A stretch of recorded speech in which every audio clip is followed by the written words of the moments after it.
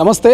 తెలంగాణ వ్యాప్తంగా విగ్రహాల మీద వివాదాలు నడుస్తూ ఉన్నాయి. సో వైపు బీఆర్ఎస్ ఏమో కాంగ్రెస్ తల్లి అంటుంది, ఇంకోవైపు ఏమో తెలంగాణ తల్లి అంటే సామాన్య మహిళలా ఉండాలంటూ కూడా అధికార కాంగ్రెస్ పార్టీ రాష్ట్ర సచివాలయంలో నిన్న తెలంగాణ తల్లి విగ్రహ ఆవిష్కరణను చాలా అంగరంగ వైభవంగా చేసింది. ఒకసారి మాట్లాడడం ఈ అంశం మీద ప్రస్తుతం ఎమ్మెల్యే ఎన్ఎం శ్రీనివాసరెడ్డి గారు ఉన్నారు. సో శ్రీనివాసరెడ్డి గారు, తెలంగాణ తల్లి అంటే నిరుపేద కుటుంబం లాగా ఉండొద్దు, సామాన్యులాగా ఉండొద్దు సో అంటూ బీఆర్ఎస్ నేత కవిత చెప్తున్నటువంటి పరిస్థితి, అంటే ఒక సామాన్య మహిళలు అట్లనే ఉండిపోవాలన్నా, ఒక పేదల్లాగానే ఉండాలన్నా, తెలంగాణ మహిళలు అభివృద్ధి చెందొద్దా అనేది బీఆర్ఎస్ నేతల కామెంట్ ఎట్లా చూస్తారు?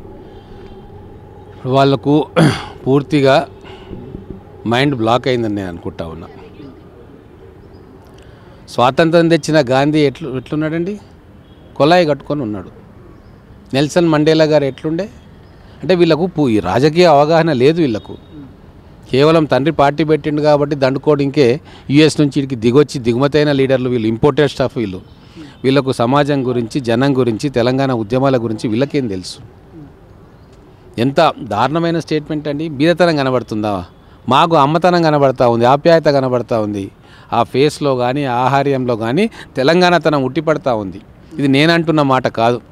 మొత్తం కూడా నిన్న వచ్చి చూసిన వాళ్ళు ఒకసారి ఆ పిక్చర్ రిలీజ్ అయిన తర్వాత ఆ రోజు ఉద్యమంలో ఉన్న అనేక మంది జేఏసీ నాయకులు కానీ అందరూ కూడా మేము ఆ రోజు ఊహించుకున్న తెలంగాణ తల్లి మొదటి డయాగ్రామ్ ఏదైతే తెలంగాణ తల్లిది ఆదిలాబాద్లో కళాకారుడు చారిగారు అనుకుంటా వారు ఏదైతే ఫస్ట్ టైం ప్రజెంట్ చేసిండ్రో ఇంచుమించుగా దానికి సరిపోయేటట్టుగా ఉంది అని చెప్పి ఏకకంఠంతో ఆదిలాబాద్ నుంచి అలంపూర్ దాకా అందరూ అంటూ ఉన్నారు.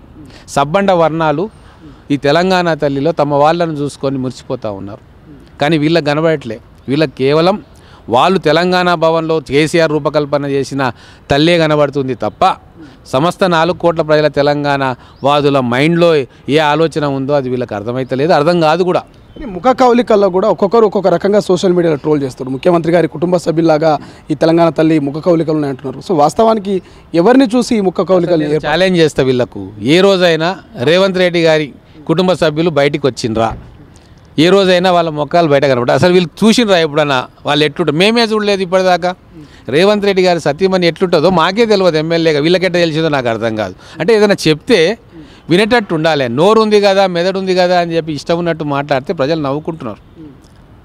సోనియా గాంధీ గారి లాగా ఉందని ఒకడు, సోనియా గాంధీ లాగా ఉన్నదా? సోనియా గాంధీ గారు ఎట్లుంటారు? ఇప్పుడు తెలంగాణలో ఉన్న జీన్కి ఇటలీలో పుట్టిన సోనియా గాంధీ గారి జీన్కి ఏమైనా పోలిక ఉంటుందా?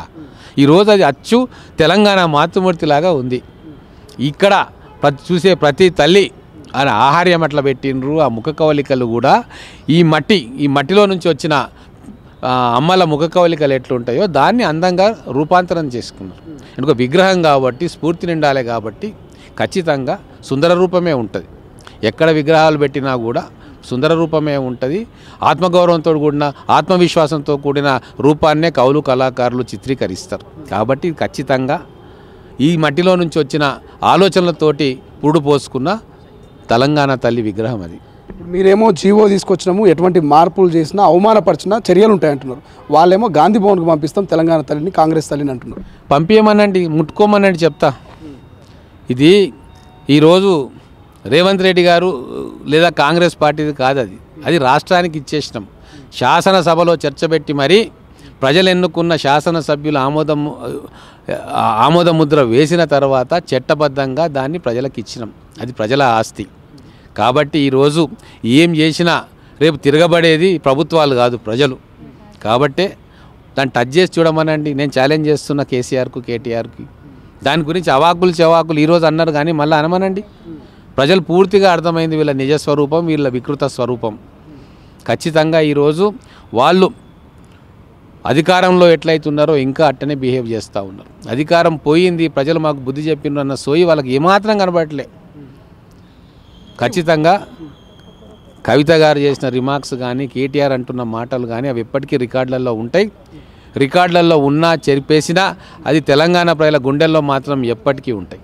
ఉద్యమకారులతో పెట్టుకున్న నాయకుడు బాగుపడ్డాడు, చరిత్ర లేదన్నట్టుగా కవిత చెప్తా ఉంది. సో అవసరమైతే రేవంత్ రెడ్డి గారు మీ యొక్క రాజకీయ గురు చంద్రబాబును అడగని అంటున్నారు. ఉద్యమకారులతో పెట్టుకున్నందుకే ఈరోజు కవితకు మళ్ళీ అక్కడ రాజకీయ స్థానం లేకుండా పోయింది. నిజామాబాద్లో ఓడగొట్టిండ్రు. ఉద్యమకారులతో పెట్టుకున్నందుకే కేసీఆర్ ప్రభుత్వాన్ని కూలదోసిండ్రు. కాబట్టి ఉద్యమకారులతో పెట్టుకున్నది వాళ్ళే. ఉద్యమకారులను గౌరవించుకుంటున్నది మేము.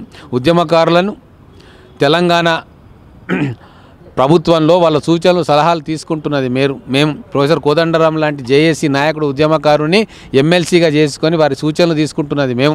ప్రొఫెసర్ హరగోపాల్ లాంటి వాళ్ళను, పాశం యాదగిరి లాంటి వాళ్ళందరి సూచన సలహాలు తీసుకుంటున్నది మేము. ఉద్యమకారులతో ప్రతి అంశంలో మాట్లాడి వాళ్ళను సగౌరవంగా వాళ్ళను ట్రీట్ చేస్తున్న ప్రభుత్వం మా ప్రభుత్వం. వాళ్ళను అవమానం చేసి అవహేళన చేసిన ప్రభుత్వం కేసీఆర్ ప్రభుత్వం. గద్దరన్నను ఎండలో గంటల పాటు నిలబెట్టిన ప్రభుత్వం కేసీఆర్ ప్రభుత్వం. గద్దరన్న చనిపోతే కూడా ఆయనకు ప్రాపర్గా ఫేర్వెల్ ఇయ్యని ప్రభుత్వం. గతంలో మనకు కొండా లక్ష్మణ్ బాబూజీ గారికి వాళ్ళకు జరిగిన అవమానాలని మాకు తెలుసు. కాబట్టే ఈరోజు ఎట్టి పరిస్థితుల్లో ఉద్యమకారులను గౌరవించుకుంటాం. ఉద్యమకారులనే కాదు, ఉద్యమకారుల కుటుంబాలు కూడా నిలబడేటట్టుగా మా ప్రణాళికలు ఉంటాయి, వాళ్ళని ఆదుకుంటాం. ఇన్ని చేసినటువంటి కాంగ్రెస్ పార్టీ విగ్రహంలో ఇన్ని మార్పులు చేసింది, కానీ బతుకమ్మ విషయంలో ఎందుకు మర్చిపోయారు? మర్చిపోలేదండి. ఇప్పుడు ఒకటి చెప్తాను నేను. బతుకమ్మ అనేది మేము గ్రామాల నుంచి వచ్చిన వాళ్ళం. మా మహబూబ్ నగర్ జిల్లాలోనే 70% గ్రామాలలో బతుకమ్మ ఆడరు. ఆడినా కూడా అది కేవలం అగ్రకులాలకు చెందిన మహిళలు మాత్రమే ఆడతారు. రెడ్లు, వైశ్యులు వీళ్ళు ఆడతారు. దళిత బహుజనులు బతుకమ్మ ఆడిన సందర్భం ఎప్పుడు లేదు. బతుకమ్మ అనేది వరంగల్ ప్రాంతంలో కొద్దిగా ఎక్కువ ఆడతారు తప్ప మిగతా జిల్లాల్లో చాలా జిల్లాల్లో బతుకమ్మ ఆడదు. కానీ అదొక ఉద్యమంలో ఒక ప్రతీకగా నిలిచింది కాబట్టి ఆ రోజు అందరూ యాక్సెప్ట్ చేసినారు. కానీ ఈరోజు నేను ఒకటి చెప్తా ఉన్నా, బోనం ఎత్తే మహిళల సంఖ్య బతుకమ్మ ఆడే మహిళల కంటే చాలా ఎక్కువ. మరి ఇప్పుడు బతుకమ్మను పెడితే మరి బోనం సంగతి ఏంది? సమ్మక్క సారక్కలను చూడడానికి ప్రతి ఏటా వాళ్ళకు ఏమంటారు అది మొక్కు చెల్లించడానికి వచ్చే కోట్ల మంది ఉంటారు. ఇప్పటికీ కోట్ల మంది మహిళలు సమ్మక్క సారక్కను ఆరాధిస్తారు. మరి వారి సంగతి ఏంది? కాబట్టే ఈరోజు వాటన్నిటినీ పక్కన పెట్టి తెలంగాణను సురక్షితంగా చూస్తామని చెప్పి అభయహస్తం ఇచ్చే ఆ అభయహస్తాన్ని అక్కడ పెట్టుకో ఉన్నాం. ఇప్పుడు వీళ్లకు తొందరపడి ఒక కోయిల ముందే కూసింది అని ఒకటి ఉంది కదా, ప్రతి దాంట్లో వీళ్ళకి అదే. ఎందుకంటే సబ్జెక్ట్ లేదు, ఉద్యమాల నుంచి రాలేదు, తెలంగాణలో ఈ ఉద్యమంలో మొదలైనప్పుడు లేరు, మధ్యలో మిడిల్ డ్రాప్ అయ్యి వచ్చిర్రు, మిడిల్ ఎంట్రీ ఇచ్చిండ్రు, వాళ్ళకి ఏంది తెలియదు, సగం సగం తెలుసు. చుట్టుముట్టు ఉన్న వాళ్ళు ఏమైనా మాట్లాడితే గదే అనుకొని ప్రశ్నలో చెప్తారు. వాళ్ళు మాట్లాడే మాటలకు అర్థం ఏమైనా ఉందా? అందుకే నేను చెప్తా ఉన్నా, రీసెర్చ్ చేసుకోవాలి వాళ్ళు ఫస్ట్. తెలంగాణ అస్తిత్వం ఏంది, సాయుధ పోరాటం ఏంది, ఇక్కడ ప్రజలు ఏంది, వాళ్ళ మనస్తత్వం ఏంది, వాళ్ళ పోరాట తత్వం ఏంది, వాళ్ళని అవమానిస్తే జరిగేది ఏంది, వాళ్ళని హక్కున చేర్చుకుంటే జరిగే లాభం ఏంది, ఇవన్నీ కూడా మొదలు వాళ్ళు తెలుసుకోవాలి. అది తెలుసుకోలేదు కాబట్టి వాళ్ళని తీసి బండకేసి కొట్టిరు. కాబట్టి చివరగా అసెంబ్లీలో మొదటి రోజు అయితే కేసీఆర్ అడుగు పెట్టలేడు. సో వస్తారనుకుంటారా? నిన్న ఈ కేటీఆర్ వాళ్ళంతా నిరసన చూస్తుంటే ఏమనిపించింది? నిన్న యాక్చువల్గా కేసీఆర్కి ఒక మంచి అవకాశం ఉండే. ఎందుకంటే ఆయన రూపకల్పన చేసిన దాన్ని మా ప్రభుత్వం మార్చింది కదా. మరి ఎందుకు మార్చిండ్రు, నేను ఇంత గొప్పగా చేసినా అద్భుతంగా ఉండే ప్రజలు యాక్సెప్ట్ చేసిరని ఆయన అనుకుంటున్నప్పుడు వచ్చి అది అసెంబ్లీలో చెప్పాలి. అది ఆయన ధర్మం. అది ఆయన బయటికి రాకుండా ఆయన ప్రెస్లో కనీసం ప్రెస్ కన్నా చెప్పాలి కదా. సిఎల్పి మీటింగ్ అని చెప్పి ఫామ్ హౌస్లో పెట్టుకొని శాసనసభ్యులతో మాట్లాడి దాన్ని లీక్ ఇస్తుంటే ఇదెక్కడ ప్రజాస్వామ్యం? నాకు అర్థం కాదు.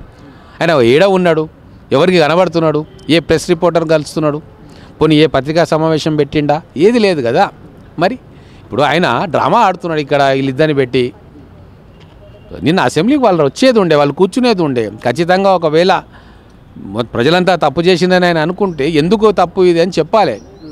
చెప్పకుండా కూర్చొని ఏదో ఒకటి టీషర్ట్లు వేసుకొని వచ్చి అసెంబ్లీ రూల్స్కు ప్రొసీజర్స్కు వ్యతిరేకంగా వచ్చి ఈరోజు కావాలని చెప్పి బయటికి నెట్టేయించుకొని పోయి మేడ్చల్లో సభ పెట్టుకొని ఇక్కడ మొత్తం తెలంగాణ యావత్తు ఇక్కడ తెలంగాణ తల్లి విగ్రహావిష్కరణ సంబరాల్లో పాల్పంచుకుంటుంటే ఆయన పార్టీ ఆవరణలో తెలంగాణ తల్లి విగ్రహాన్ని ఒక ఆవిష్కరణ చేసుకొని పిచ్చి ప్రలాపనలు చేయడం ఇదంతా దేనికి సంకేతం? Thank you so much. ఇది నిన్న కేసీఆర్ వస్తే బాగుండు అంటూ కూడా కాంగ్రెస్ ఎమ్మెల్యే ఎన్ఎం శ్రీనివాసరెడ్డి చెప్తున్నారు. ఎందుకంటే విగ్రహం విషయంలో కూడా ఆయన అసెంబ్లీలో మాట్లాడడానికి బాగుంటుండే, ఆయన రాకపోవడం మైనసే. ఇంకోవైపు అటు తెలంగాణ వ్యాప్తంగా తెలంగాణ రాష్ట్ర సచివాలయంలో విగ్రహావిష్కరణ జరుగుతూ ఉంటే వైపు బీఆర్ఎస్ నేతలు మాత్రం మేడ్చల్లో నిర్వహణలు జరగడం అనేది సరికాదంటూ చెప్తున్నట్టు పరిస్థితి. కెమెరా పర్సన్ అజయ్తో శ్రీశైలం, తొలి వెలుగు, CLP. అసలైన తొలి వెలుగు. ఫాలో వాట్సాప్ @తొలి వెలుగు official.